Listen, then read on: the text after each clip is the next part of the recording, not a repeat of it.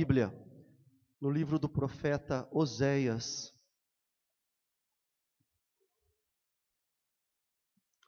Oséias,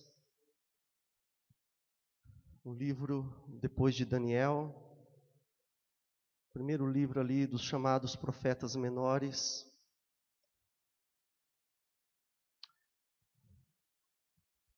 Peço para que você abra no capítulo de número 4,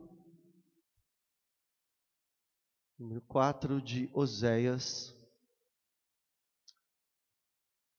Amada igreja, quando nós olhamos para a espiritualidade cristã, quando nós visualizamos a espiritualidade cristã, fica bem nítido a grande dificuldade que muitos têm de honrar os seus compromissos com Deus. É uma dificuldade muito grande, principalmente no tempo em que nós estamos vivendo. E ao nosso ver, a igreja, de um modo geral, ela tem padecido justamente pela falta dessa espiritualidade genuinamente bíblica, por não aplicar a palavra de Deus no seu cotidiano, na sua vida rotineira. E isso acaba se dando em muitas vidas que se envolvem com Jesus. Porque quando nós olhamos para a Bíblia ela sempre fala da necessidade de nós termos o conhecimento da palavra. Só que não é um conhecimento morto, não é um conhecimento inerte. Quando a Bíblia fala da falta de conhecimento, é uma falta de aplicação desse conhecimento na vida. A Bíblia, quando ela fala da falta de conhecimento, ela está dizendo sobre um conhecimento vívido, aplicável. Não basta apenas saber, não basta apenas conhecer. Nós temos que saber e conhecer, mas temos que aplicar a palavra de Deus. E aí surge o nosso Deus, sempre gracioso, sempre misericordioso, com a sua maravilhosa graça, advertindo o seu povo, avisando o seu povo, para que o seu povo tenha uma posição firme na questão do conhecimento da palavra. Porque Deus, Ele é paciente. Então eu gostaria que nós analisássemos esse capítulo 4 de Oséias, olhando essa experiência desse povo, o povo de Deus, o povo de Israel, que tem uma postura de negligência, mas Deus sempre advertindo com graça sobre o seu povo. Antes de nós lermos o capítulo 4 de Oséias, é importante nós entendermos qual é o pano de fundo que está acontecendo aí, no capítulo 4, desse livro, desse profeta do Antigo Testamento. O profeta Oséias é um profeta que viveu cerca de 700 anos antes de Jesus. Olha só, 700 anos antes de Jesus. E ele viveu do lado de cima de Israel. Israel estava dividido, havia o reino do norte e o reino do sul, Judá. E Oséias, ele vive na parte de cima. E ele tem a difícil tarefa de avisar aquele povo, o povo de Deus, se aquele povo seria invadido pelos inimigos. Quem eram os inimigos? Eram os assírios. E isso iria acontecer, essa invasão iria acontecer por causa da desobediência, por causa da infidelidade, por causa da falta de firmeza e de compromisso com o conhecimento da palavra de Deus, com as ordenanças de Deus. E aí Deus levanta esse homem, Deus levanta esse Oséias, justamente para alertar, para denunciar a falência espiritual daquele povo. Deus levanta Oséias e avisa que aquele povo será duramente penalizado, por causa da desobediência, por causa do pecado, por causa da rebeldia. Porque, na verdade, na cabeça daquelas pessoas, o povo de Deus estava tudo bem. Para eles estavam vivendo em paz, amor, prosperidade, e eles não queriam saber de Deus. Deus estava colocado de canto. Deus estava totalmente marginalizado. Eles lembravam de Deus só como um Deus abençoador, como o Deus avalizador das suas obras, daquilo que eles faziam.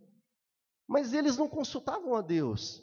Será que isso que eu vou fazer agrada a Deus ou não agrada? Será que Deus aprova ou não aprova? Eles não queriam saber disso. Eles queriam saber da proteção e da bênção de Deus. Então essa era a situação de Israel na época de Oséias. E Deus levanta Oséias e Oséias diz assim: olha, vocês aí que estão no templo, vocês estão em decadência moral, vocês estão em decadência espiritual, mas olha só, ainda dá tempo. Ainda dá tempo. Porque Deus é longânimo, Deus ele é gracioso. Arrependam-se, porque a Síria vai entrar e vai devastar tudo. Aqueles que não forem mortos serão levados como prisioneiro. Você pode ver isso, essa história de Oséias, para quem tiver interesse em estudar, lá em 2 Reis capítulo 14 a 17, vai contar o que aconteceu com o povo de Israel, quando os assírios foram lá e invadiram. E a história registra que aqueles que não foram mortos, foram levados como prisioneiros, foram levados para o exílio, e houve um profundo terror, lamento, choro, arrependimento tardio, porque era tarde demais. Quando o arrependimento chegou, era tarde demais. Então nós vamos ler capítulo 4 desse profeta Oséias, e vamos nos preparar para participar da mesa do Senhor. Eu gostaria de ler o capítulo 4, e nós vamos ler em pequenas porções. Nós não vamos ler inteiro, vamos ler em pequenas porções. Capítulo 4, a partir do versículo 1, diz assim: Israelitas, ouvi a palavra do Senhor, pois o Senhor tem uma acusação contra os habitantes da terra, porque não há verdade, nem bondade, nem conhecimento de Deus na terra. Só prevalecem maldição, mentira, assassinato, furto e adultério. Há violências e homicídios sobre homicídios. Por isso a terra se lamenta, e todos os seus habitantes desfalecem, juntamente com os animais do campo e com as aves do céu. E até os peixes do mar morrem. Até aqui o versículo 3. Olha só. Toda a terra estava devastada pelo pecado. Eu gostaria que você ficasse com a tua Bíblia aberta. A gente vai analisar a palavra do Senhor sendo exposta diante de nós nessa noite. Toda a terra estava devastada pelo pecado. E Israel, que era o povo de Deus, Israel era para ser a representação da santidade de Deus no mundo. Porque quando nós olhamos e vemos a palavra do Senhor, o que Deus disse para Abraão? Abraão, em você, na sua descendência, serão abençoadas todas as famílias da terra. As nações, todos os povos serão abençoados em você. Então, Israel deveria ser um modelo de Deus, um modelo de justiça de Deus para o mundo. E aí nós vemos a palavra do Senhor, e a gente percebe que Israel, que deveria ser esse modelo, Israel encabeça o declínio. Em vez de ele ser o modelo, ele encabeça o declínio. Hoje, a igreja do Senhor é a representação de Deus no mundo. Aqueles que fazem parte da igreja do Senhor têm a obrigação de ser o representante do modelo de justiça, de correção, de verdade do reino de Deus nesse mundo em que nós estamos vivendo. Agora, se aqueles que são participantes da igreja também estiverem vivendo em declínio moral e espiritual, como estavam aqueles lá na época de Oséias, quem é membro da igreja e não tem esse compromisso com o reino de Deus, também é passivo de repreensão, da repreensão divina, porque há um procedimento a ser cumprido, há uma representação a ser feita. Quando nós olhamos lá em 2 Coríntios capítulo 5, o apóstolo Paulo vai dizer o seguinte, que cada um dos crentes são embaixadores de Cristo. Qual é o papel do embaixador? O embaixador tem o papel de representar o seu reino. E aquele que é de Jesus tem essa obrigação. Nós representamos o reino de Deus e toda a sua verdade e toda a sua justiça, porque nós somos a imagem de Deus. A imagem de Deus nesse mundo. E isso é muito sério. Então, no início aqui que nós lemos, o versículo 1 ao 3, Deus, ele inicia dizendo o seguinte, que a maldição prevalece em todos os aspectos. O crime está generalizado naquele mundo, 7 séculos antes de Jesus. Há crime moral, religioso e social. A maldade estava em cada canto daquele mundo, principalmente de Israel, daquela sociedade corrompida. Agora é curioso que o Deus de amor,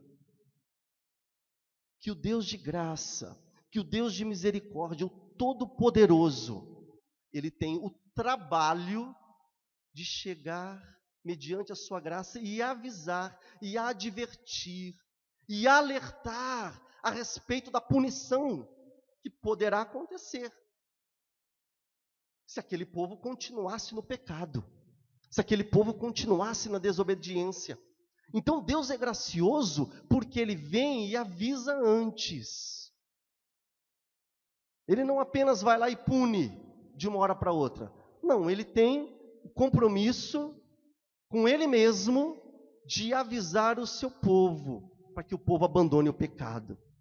Então Deus, Ele abre um processo de indisciplina contra Israel, que irá levar aquele povo obstinado no pecado a um estado de total miséria. E o interessante é que o versículo 3 está dizendo o seguinte, que vai trazer consequências, inclusive sobre a natureza. Olha aí na Bíblia, sobre os animais, aves e peixes. O pecado da raça humana, traz consequência sobre toda a natureza. Está aí na palavra do Senhor. Mas o Deus de Israel, Ele está dizendo o seguinte, ainda há tempo, ouvi, filhos de Israel, a minha graça está disponível para vocês. Preste atenção, abram os seus ouvidos. E aí a gente olha para a palavra do Senhor, e nós vamos ver que todo o povo era culpado, não somente os líderes, mas todo o povo. Sabe por quê? Porque Israel era uma nação teocrática. Era uma nação teocrática. Era uma nação que foi formada pelo próprio Deus para adorar a Deus, para ser a representação de Deus no mundo. Então todos eram culpados. E o problema já é apresentado no primeiro versículo. Acompanhe aí na sua Bíblia, olha só. A palavra do Senhor diz o seguinte, que não havia nem verdade, nem bondade, e muito menos o conhecimento. Um povo que não tinha o conhecimento de Deus, que não aplicava o conhecimento de Deus. Portanto, era um povo sem verdade, era um povo sem bondade de Deus, e esse mal era derivado da falta de conhecimento. O foco do profeta está em alertar que o povo não tinha o conhecimento. E ele vai dar essa ênfase no versículo 6. Porque o conhecimento de Deus havia desaparecido dos corações. Do povo de Deus, havia desaparecido. E aí é interessante, quando a gente olha para a palavra de Deus, nós vamos ver que o conhecimento de Deus também vai desaparecer no fim escatológico. A palavra de Deus fala que no final dos tempos, o amor de Deus irá desaparecer. A palavra de Deus não fala que as igrejas vão ficar vazias. O alerta de Deus é que o amor de Deus irá desaparecer, assim como a santidade, assim como o conhecimento. Essa mesma falta de conhecimento que a gente vê aqui na época de Oséias. É isso que vai acontecer. Vamos para frente. Versículo 4 e versículo 5. Palavra do Senhor sendo exposta a nós. Versículo 4. Entretanto, que ninguém venha a contender e que ninguém repreenda, pois a minha contenda é contigo, ó sacerdote. Por isso tropeçarás de dia, e o profeta tropeçará contigo de noite, e eu destruirei a tua mãe.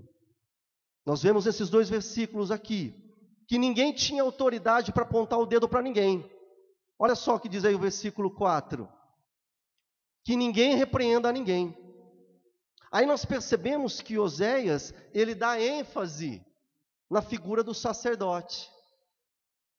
Ele chama a atenção do sacerdote, do líder. Não podemos esquecer que a repreensão e que o alerta é para todo o povo. Mas o Senhor está dando um aviso contra o sacerdote. A minha contenda é contigo, ó sacerdote. Só que daí, quando nós olhamos para a revelação da palavra, a revelação que é progressiva, a revelação aonde o ápice é Cristo Jesus, quando nós olhamos para a palavra de Deus, nós vemos que no novo tempo da graça, a responsabilidade agora, irmãos, é de cada um de nós. O Senhor aqui, Ele está dando um alerta e está repreendendo o sacerdote. Mas agora a responsabilidade é de cada crente, porque cada crente é um sacerdote diante de Deus. Olha só o que a palavra do Senhor diz lá em 1 Pedro, no versículo 2, 9. Vós sois geração eleita. Cada um de vocês é o quê? O que está escrito ali? Sacerdote real. Nação santa, povo de Deus. O sacerdócio agora, em Cristo Jesus, é de cada crente. É de cada um de nós que recebemos o chamado da graça. É para cada um de nós que tivemos a revelação do Senhor. O que o sacerdote fazia na época da lei? O sacerdote, ele se apresentava diante de Deus em santidade para promover o perdão do povo. Essa era a função do sacerdote no antigo. Agora, na dispensação da graça, agora na graça do Senhor, na graça de Cristo Jesus, cada crente é responsável pela sua vida diante de Deus. Cada crente é um sacerdote. E cada um de nós temos acesso ao trono do Pai. Antes era só o sacerdote no Antigo Testamento. Agora, eu e você, quando o véu foi rasgado de cima a baixo, cada um de nós temos acesso ao trono do Pai. Então nós somos sacerdotes por meio de Jesus Cristo. E sendo assim, cada um de nós tem a obrigação de se esmerar no conhecimento da palavra. Porque através do conhecimento, nós vamos ter uma vida de santidade. É através do conhecimento da palavra que nós vamos caminhar numa vida de justiça em santidade. É muito interessante que a reforma protestante, ela veio resgatar isso. o sacerdócio individual de cada crente. A Reforma Protestante trouxe esse resgate.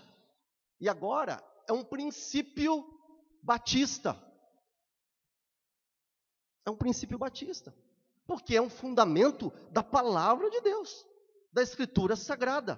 Cada crente é um sacerdote. Então, essa acusação que Deus está fazendo contra o sacerdote,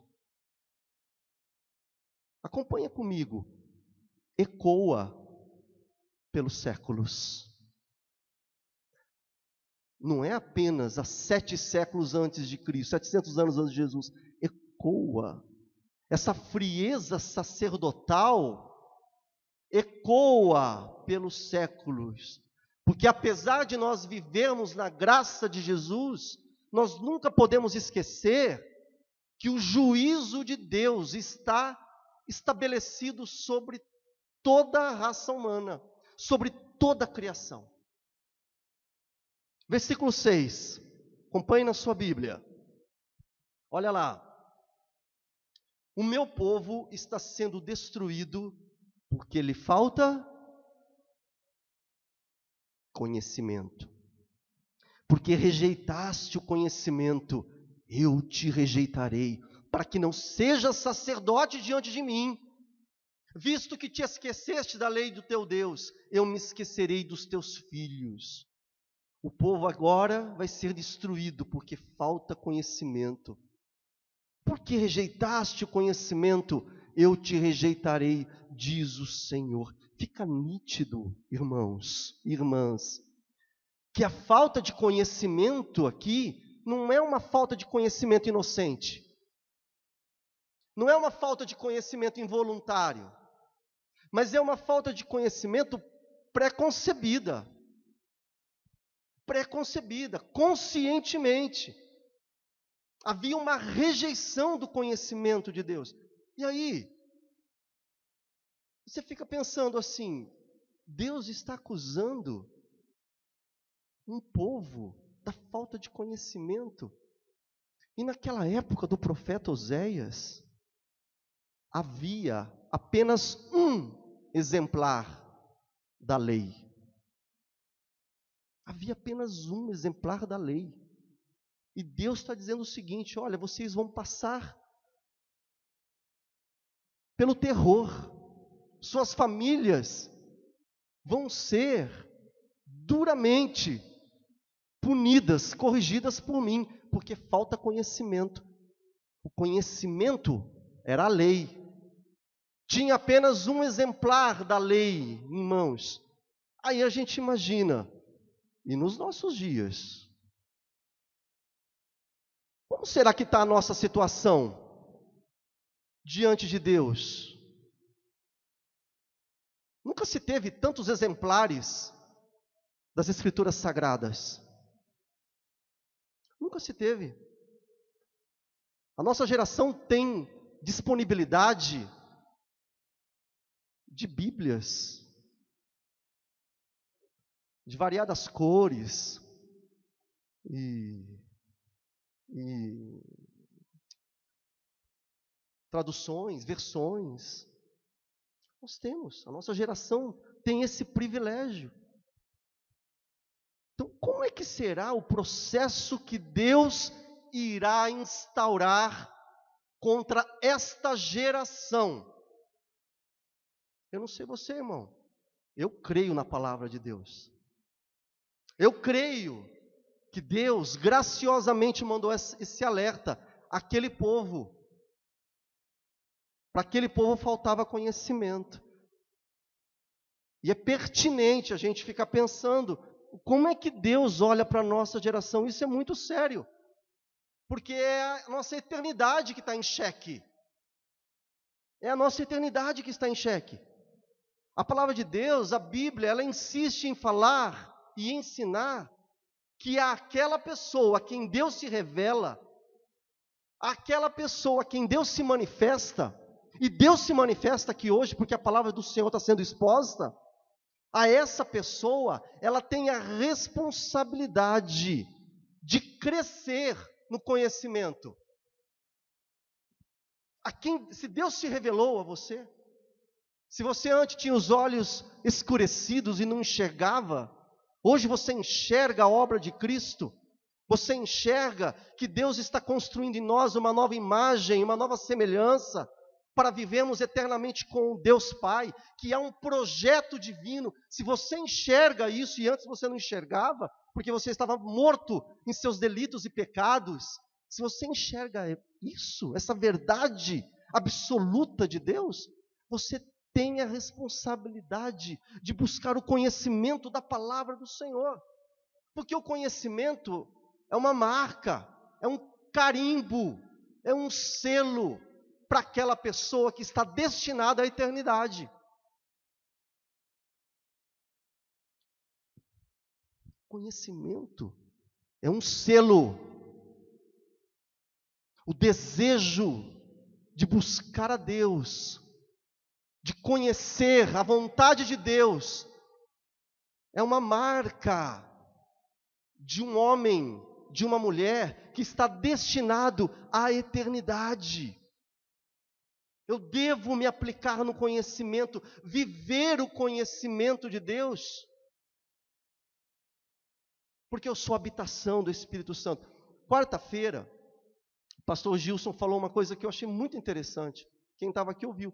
Ele falou o seguinte: na cabeça de muitos crentes, a pessoa pensa o seguinte: ser de Jesus, ser cristão, muitas pessoas pensam que é o seguinte: aceitei a Jesus, me batizei, e agora eu vou aos domingos na igreja. Está tudo certo. Ele não falou isso? Falou isso? Falou. Não. É muito mais. É uma responsabilidade. O batismo é o início de uma caminhada dura,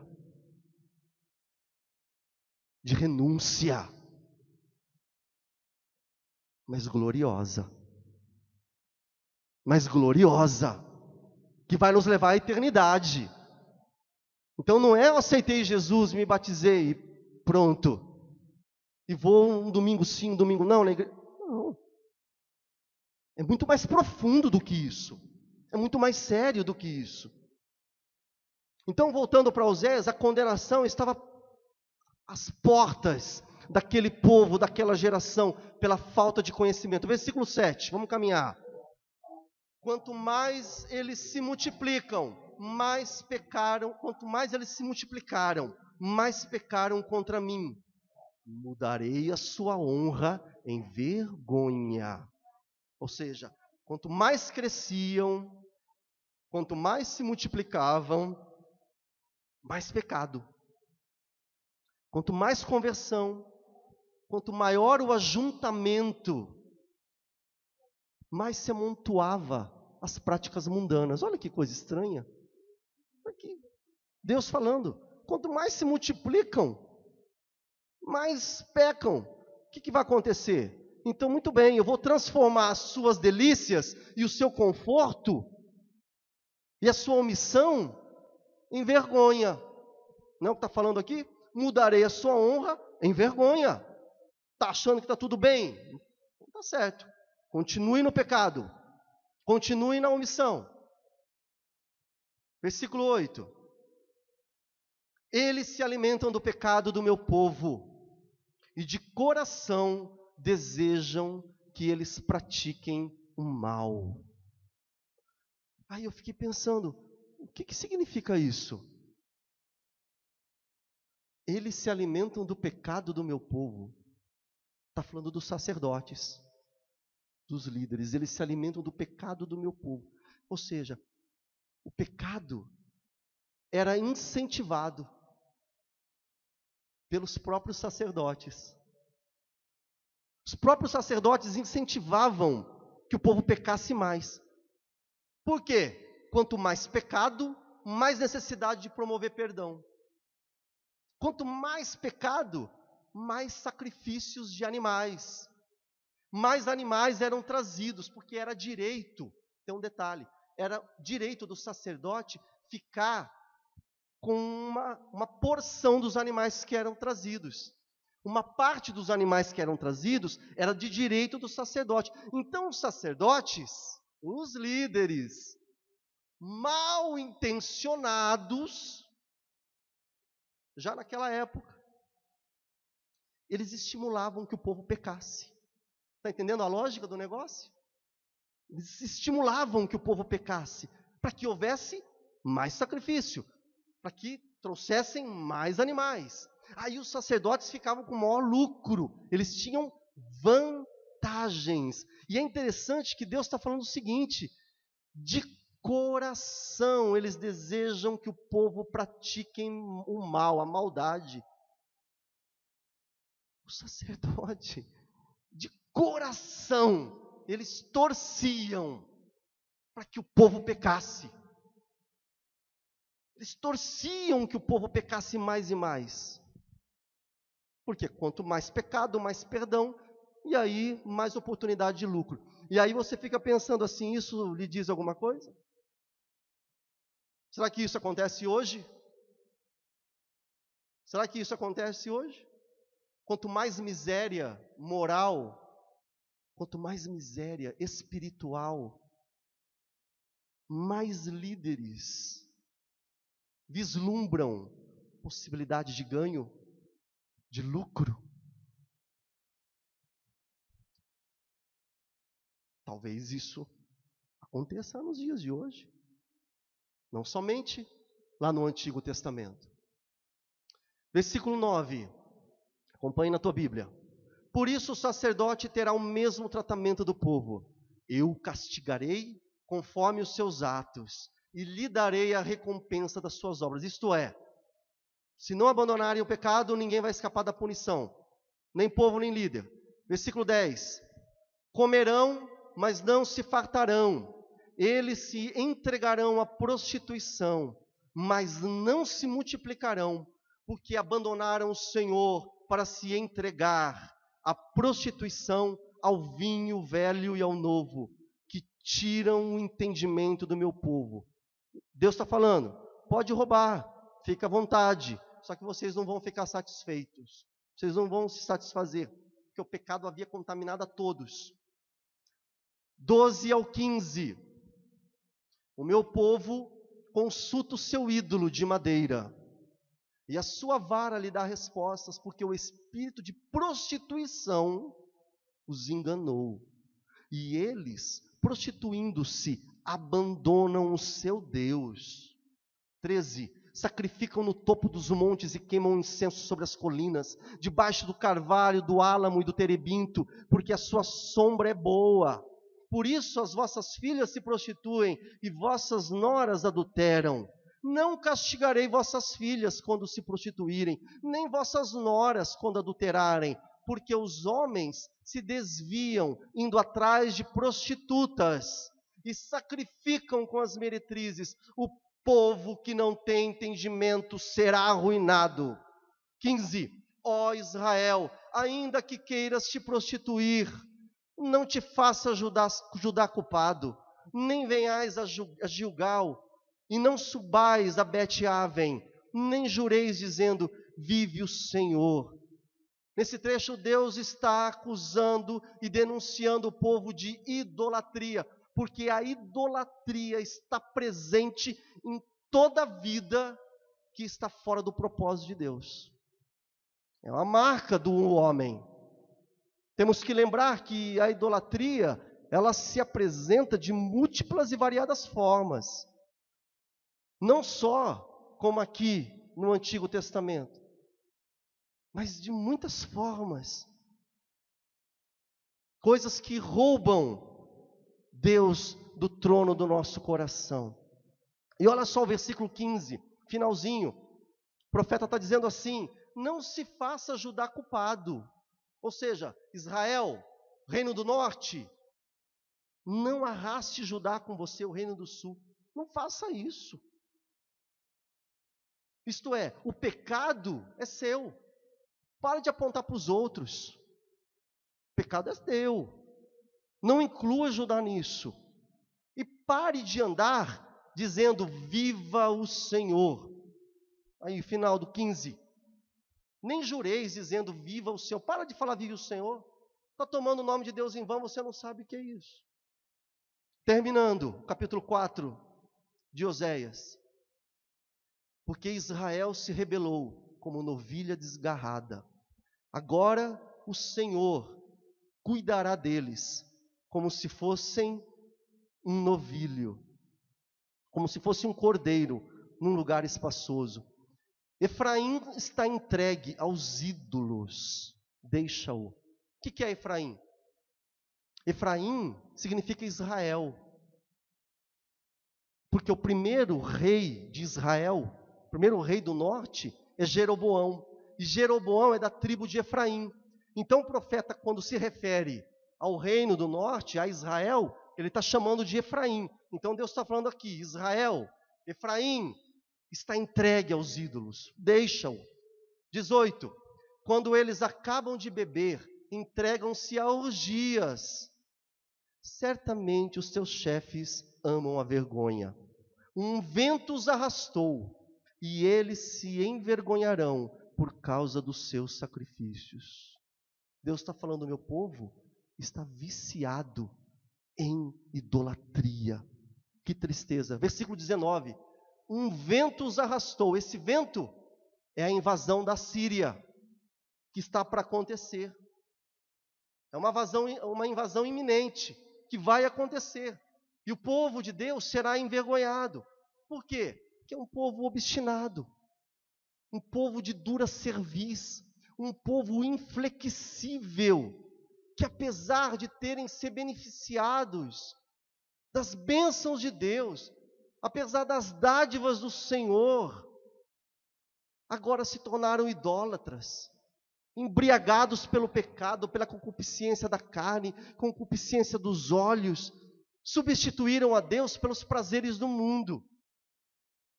E aqui acaba esse capítulo 4. Irmãos, quando eu li o capítulo 4 de Oséias, eu fiquei perplexo, porque parece que o alerta de Deus que estava acontecendo aqui nesses dias é igualzinho aqui para os nossos dias, para a nossa época. A terra totalmente devastada pelo pecado, pela maldade, e inclusive dentro das igrejas. É o alerta de Deus. E a pergunta que fica é por que o povo de Deus não leva a sério o compromisso com o Altíssimo? Por que o povo de Deus não leva a sério a sua aliança com o Senhor? Por que tanta negligência? Sendo que Deus tem disponibilizado o seu amor, Ele tem nos abençoado com a sua graça, Ele tem nos avisado. Uma coisa é certa, queridos, antes da punição, a graça de Deus abre espaço para o alerta do Senhor. Antes da correção, o Senhor nos dá advertência, porque a advertência, presta atenção, a advertência precede a correção. A advertência de Deus vem antes da correção. Mas está lá, o profeta avisando, gritando, e o povo inerte. Tanto faz como fez. Tem importância. Totalmente sem reação. E nós temos que trazer isso para os nossos dias. Quantos de nós não renovamos a nossa aliança com Deus? Não refazemos o nosso compromisso aos domingos? E quando se abre a cortina da segunda-feira, está lá. Muitas vezes nós esquecendo totalmente o nosso compromisso com o Senhor. E Deus insistindo em nos avisar, olha, eu quero ter um relacionamento com você. Eu quero ter uma amizade, comunhão. Eu quero cuidar da sua vida. Porque temos experimentado as bênçãos de Deus, bênçãos em todos os aspectos da nossa vida. O Senhor tem nos abençoado, Ele tem abençoado a sua vida? Tem abençoado a sua família? O Senhor tem sido gracioso, tem sido bondoso para conosco,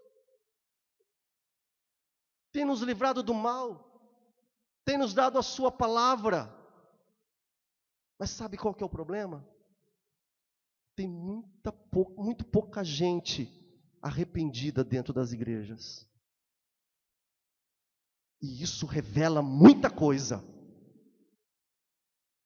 Tem muita gente não arrependida dentro das igrejas, inertes, ouvindo a advertência do Senhor, da palavra de Deus, e sem reação.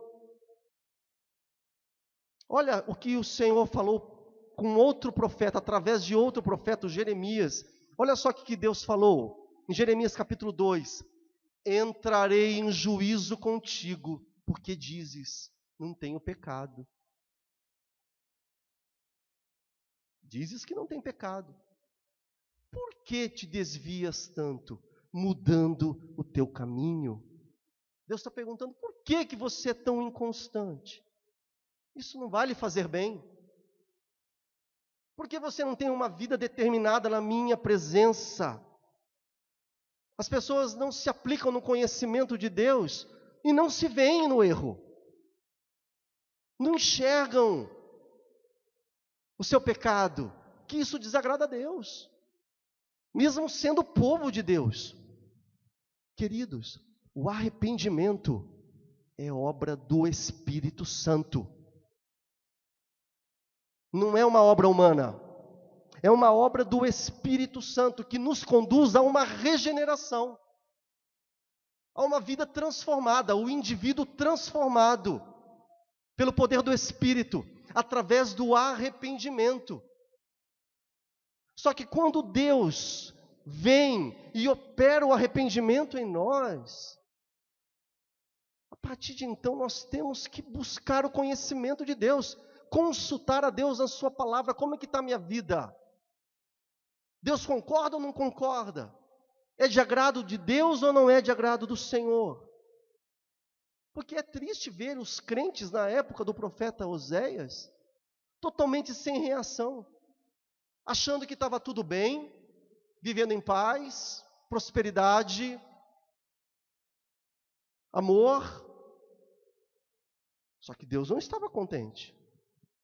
Havia uma correção chegando. O que isso nos quer dizer? Muitas vezes podemos pensar que a nossa vida está uma bênção. Que bênção! Deus tem me prosperado, está tudo certo comigo. Eu tenho desfrutado do amor de Deus, das bênçãos de Deus. E isso realmente é ótimo. Só que eu tenho que fazer uma autoanálise, sondar o meu coração, para ver se eu estou buscando o conhecimento, se eu estou aplicando o conhecimento de Deus na minha vida. Porque senão eu posso ser surpreendido de uma hora para outra pela correção de Deus, apesar que Deus nos avisa pela sua palavra. Então, como que é o conhecimento de Deus aplicado na sua rotina? Ó sacerdote, você é um sacerdote de Deus? Como que é a aplicação do conhecimento de Deus no teu cotidiano, na tua vida? Porque o ser humano tem um problema. Ele só cai em si depois da má colheita. Ele só abre os olhos depois da decepção, depois do sofrimento. O Senhor avisou aquele povo de Israel e nos avisa no dia chamado hoje. Contudo, Deus, na sua graça e no seu amor, Ele propõe um convite ao abandono do pecado, um convite ao arrependimento. E para que Israel não fosse destruído, deveria abandonar os costumes culturais da época e voltar para Yahvé, e voltar para o Senhor. Deus fez essa proposta. Pergunta: você acha que Israel aceitou? Não aceitou. Coração endurecido. Deus manda o alerta. Deus avisa, abandona, para. Há um conhecimento a ser buscado. Israel não aceitou, como sempre. Israel achou que Oséias era um falastrão, profeta chato, cansativo. Falando é cansativo demais. É assim que Israel pensou e não aceitou o convite de Deus. Quer saber? Sempre foi assim. Deus manda o alerta, manda os profetas, mas um povo de dura cerviz, de coração de pedra. Olha só o que Estevão falou. Estevão já no 1º século depois de Cristo. Olha só o que o diácono Estevão disse. Vocês são um povo rebelde, obstinado de coração e de ouvidos. Vocês são iguais aos teus antepassados. Sempre resistem ao Espírito Santo. Qual dos profetas os seus antepassados não perseguiram? Mataram aqueles que prediziam a vinda do justo, de quem agora vocês se tornaram traidores e assassinos. Está aqui Estevão falando, olha, é o mesmo povo de Deus. Vocês que estão lá dentro do templo, vocês são obstinados, desprezam a palavra do Senhor. E olha que Jesus, ele faz a mesma denúncia. Mateus 23, olha o que o Senhor fala.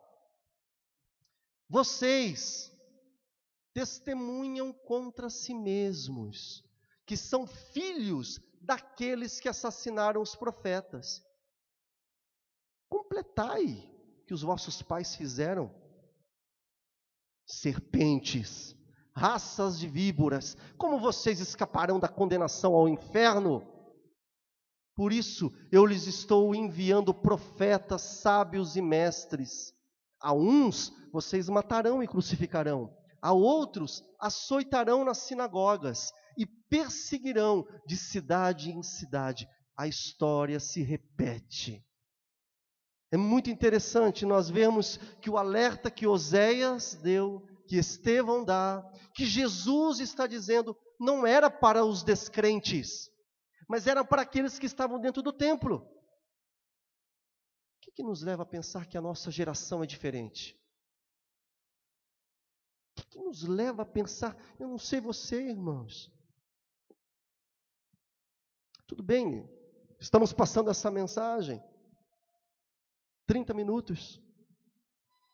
Eu estou nessa mensagem pelo menos há uns 5 dias.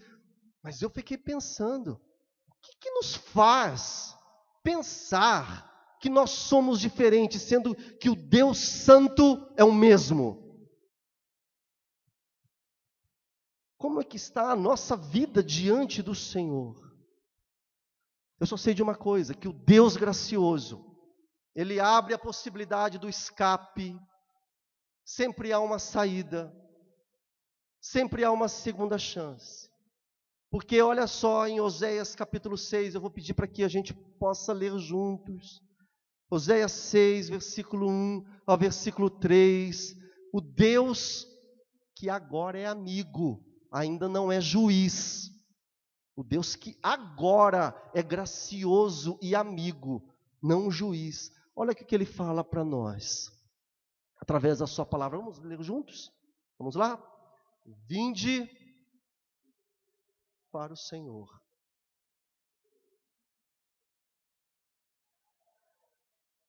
Ele nos feriu, mas cuidará das feridas.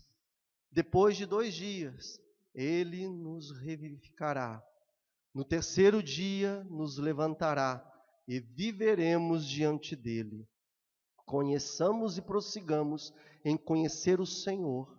Como o sol nascente, a sua vinda é certa. Ele virá a nós como a chuva, como a primeira chuva que rega a terra. Vinde e voltemos para o Senhor. Amém? Você pode dizer amém?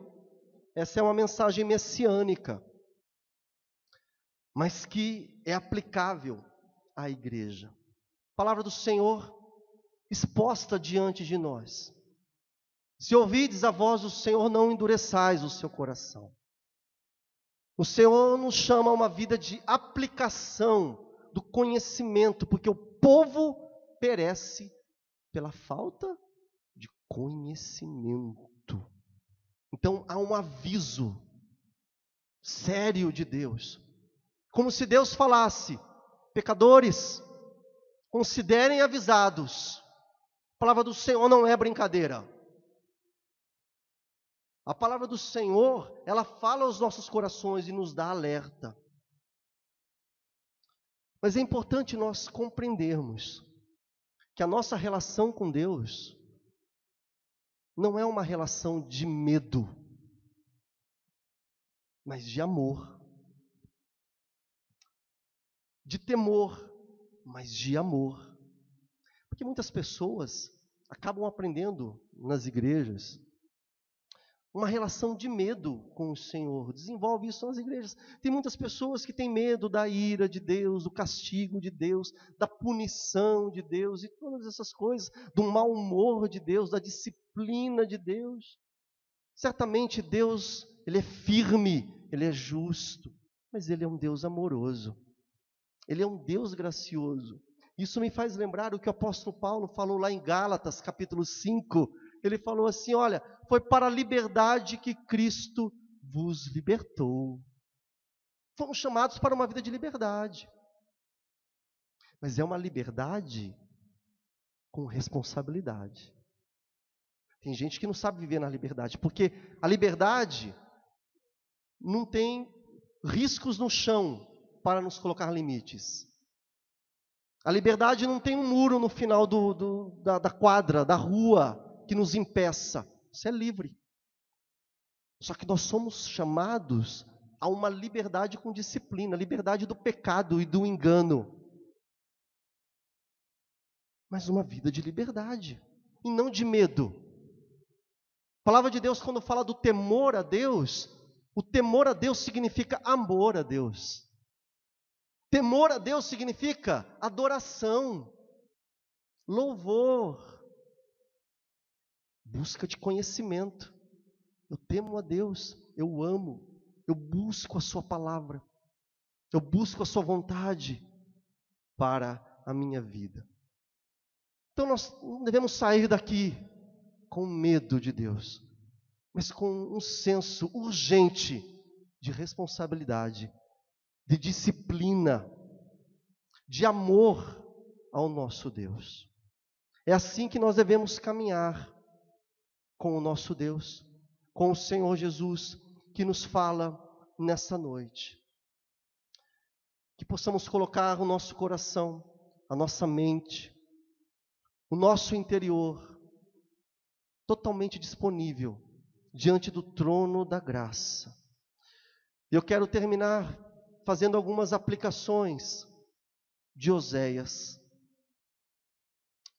Olha só, o Pai que nos dá uma nova chance, esse Deus maravilhoso. Quando nós olhamos para o capítulo que nós lemos, nós vemos que Deus se entristece quando o seu povo é infiel. Deus não tolera o pecado. Deus é gracioso e adverte cada um dos teus filhos. Deus pune a rebeldia. Deus nunca deixará de amar os seus filhos, mesmo por meio da correção.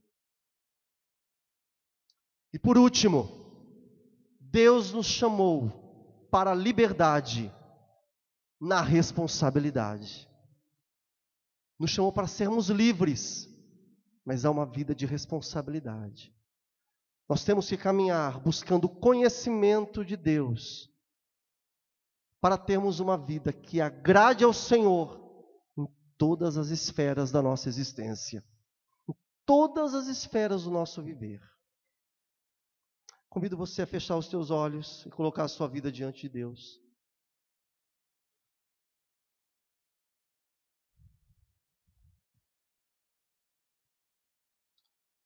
A palavra do Senhor ecoa pelos séculos.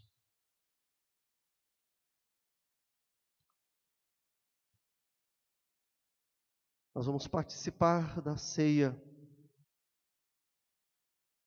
Fale com Deus. A palavra do Senhor nunca diz que Deus ouve a oração do certinho. Deus ouve a oração daquele que se vê errante. Deus, Ele atende a oração do pecador. Esse é o caminho da graça.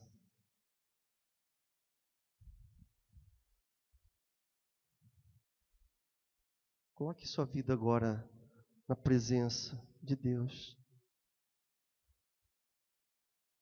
O nosso Pai nos avisa nessa noite. Feche os seus olhos e fale com Deus.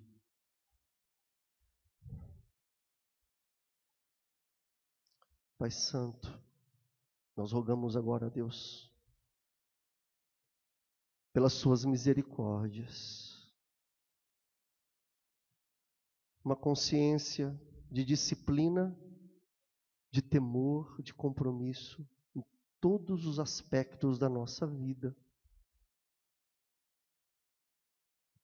Salva, Deus, cada um dos teus filhos, mediante o teu amor, mediante a tua graça. Eu sei que a tua palavra diz: eis que venho sem demora, guarda o que tens, para que ninguém tome a tua coroa. A tua palavra nos alerta, Senhor. Por isso, Deus, nós queremos guardar o nosso coração, a nossa alma, o nosso viver, a nossa vida diante do teu altar. Louvamos o teu nome, te louvamos pelo mistério de Deus que nos foi revelado, Jesus. Jesus é o mistério de Deus que foi revelado a cada um dos teus filhos. Oh Deus, o túmulo não está mais vazio. Essa é a nossa vitória. Dá-nos consciência, Senhor, de ter uma vida diante da tua presença, buscando o teu conhecimento. Se há irmãos aqui no nosso meio, Pai Santo, que têm tido dificuldades de falar não para o mundo, oh Deus, tenha misericórdia. Toca, Deus, com o teu doce Espírito. Se há filhos, servos do Senhor, que têm sido, Pai, perseguido pelas coisas do mundo, pelas delícias desse século, tenha misericórdia, Pai. Resgata o teu servo, tua filha nessa noite. Se há pessoas aqui no nosso meio que ainda não se renderam a Cristo Jesus, que o teu Espírito Santo, e somente o teu Espírito, possa tocar profundamente na mente e coração, abrindo os olhos para a urgência da vida. Está em xeque a nossa eternidade. Atua no nosso meio. Fala conosco. Queremos participar da tua mesa, Deus, dignamente, santos, puros, para a honra e glória do teu nome. Amém e amém. Amém, igreja. Convido os diáconos. Pastor Nelson irá celebrar a ceia, a igreja. Vamos estar em comunhão com o Senhor. Peço que você fique em espírito de oração, falando